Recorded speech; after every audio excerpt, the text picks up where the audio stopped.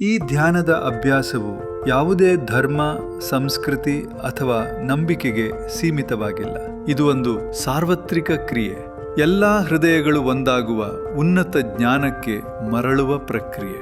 ನಾವು ಕಣ್ಣುಗಳನ್ನು ಮುಚ್ಚಿ ಶಾಂತಿಯ ಪ್ರಾಮಾಣಿಕ ಸಂಕಲ್ಪದೊಂದಿಗೆ ಮೌನವಾಗಿ ಕುಳಿತಾಗ ನಾವು ನಮಗಿಂತ ಮಿಗಿಲಾದ ಶಕ್ತಿಯಲ್ಲಿ ಭಾಗಿಯಾಗುತ್ತೇವೆ. ಆಧುನಿಕ ವಿಜ್ಞಾನವು ಇದನ್ನು ಖಚಿತಪಡಿಸುತ್ತದೆ. ಇದಕ್ಕಾಗಿ ಯಾವುದೇ ವಿಶೇಷ ತರಬೇತಿ ಅಥವಾ ಧಾರ್ಮಿಕ ಸಂಬಂಧದ ಅಗತ್ಯವಿಲ್ಲ. ನಿಮ್ಮ ಸ್ವಂತ ತಿಳುವಳಿಕೆ ಮತ್ತು ಸಂಪ್ರದಾಯಕ್ಕೆ ಅನುಗುಣವಾಗಿ ನೀವು ಧ್ಯಾನಿಸಬಹುದು. ನೀವು ಹಿಂದೂಗಳಾಗಿದ್ದರೆ ದಿವ್ಯ ಪ್ರಕಾಶದ ಮೇಲೆ ಧ್ಯಾನಿಸಿ. ಮುಸ್ಲಿಮರಾಗಿದ್ದರೆ ನೂರ್ ಎ ಇಲಾಹಿ ಮೇಲೆ ಧ್ಯಾನಿಸಿ.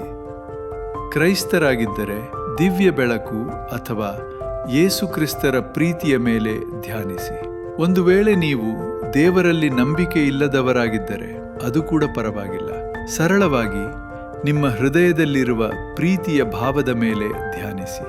ಕೇವಲ 5 ನಿಮಿಷಗಳ ಧ್ಯಾನವು ನಿಮಗೊಂದು ಆಳವಾದ ಬದಲಾವಣೆಯನ್ನು ತರಬಲ್ಲದು. ಅಪಾರ ಪ್ರೀತಿಯೊಂದಿಗೆ ಡಿಸೆಂಬರ್ 21ರಂದು ದಯವಿಟ್ಟು ನಮ್ಮೊಂದಿಗೆ ಕೈಜೋಡಿಸಿ.